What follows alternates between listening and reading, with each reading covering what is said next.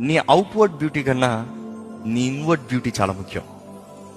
అందుకనే చెప్పింది, ఒక వ్యక్తి సరిలేనప్పుడు ఆ వ్యక్తితో ఎవరు జీవిస్తానికి ఇష్టపడరో ఆ వ్యక్తికి దగ్గరికి ఎవరు ఉండరు.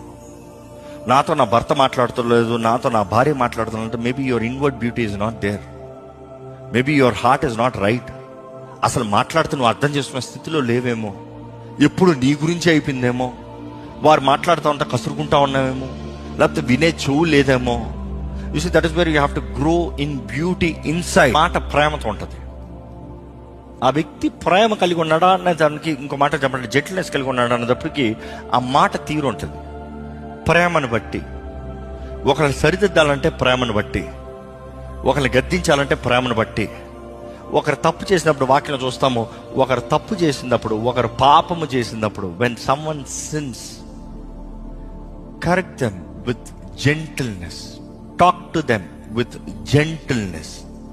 వాడు తప్పు చేశాడు కదా అని ఎగరొద్దు, రేపు అదే తప్పు నువ్వు చేయొచ్చేమో వాటిలో రాయబడింది.